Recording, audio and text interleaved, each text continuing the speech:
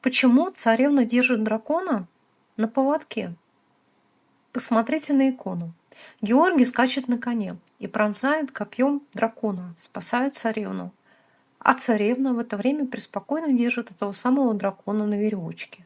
На некоторых иконах это вообще выглядит почти комично.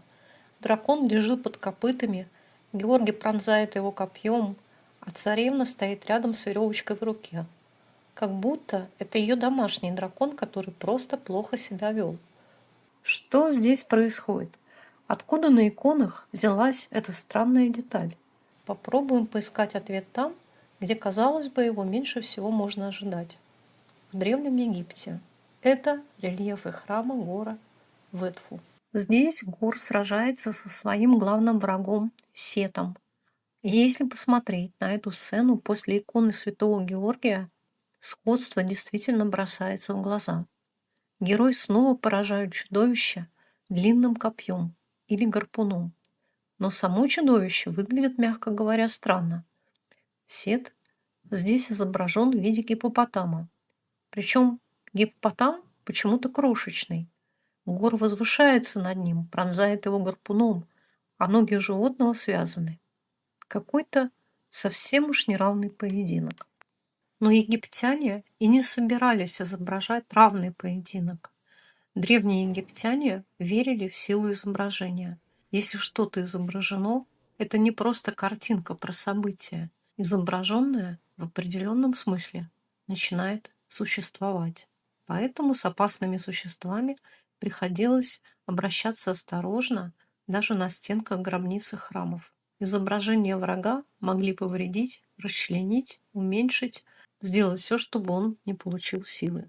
Отсюда, скорее всего, этот довольно жалкий Сет. Его не просто победили. Ему заранее не оставили никаких шансов. Он маленький, связан, прижат к земле, а Гор вонзает в него гарпун.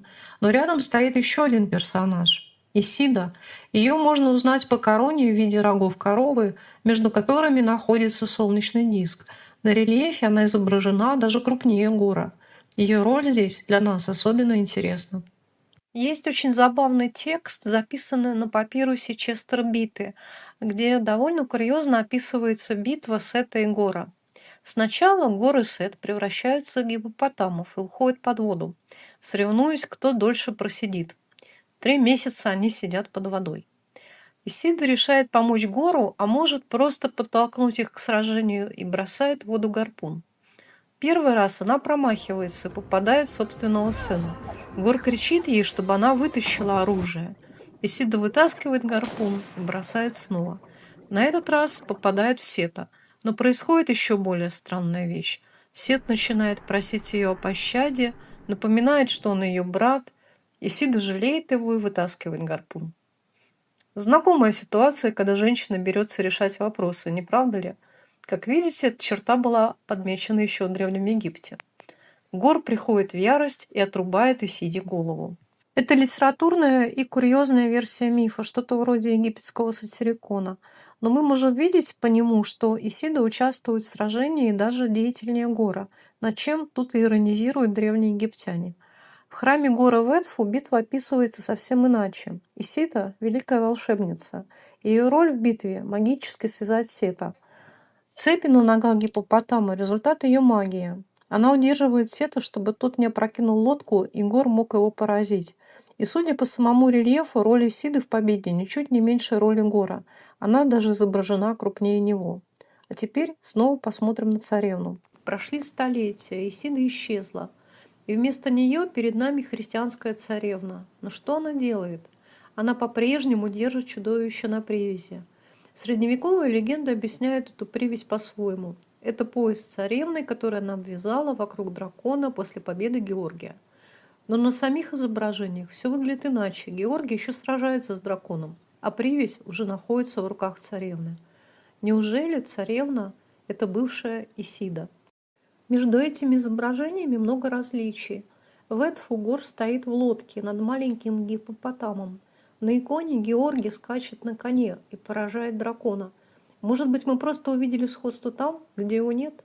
Но в Лувре хранится еще одно изображение, созданное гораздо позже, уже в первые века нашей эры.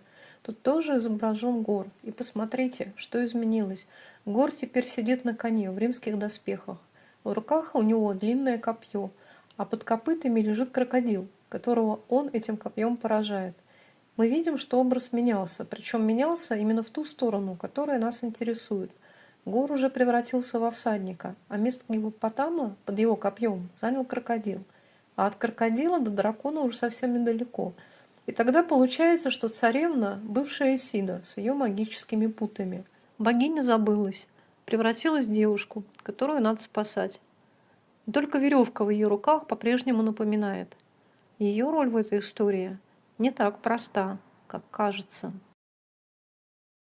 Если вам нравится жанр исторического расследования, подписывайтесь на канал. Впереди немало удивительных сюжетов.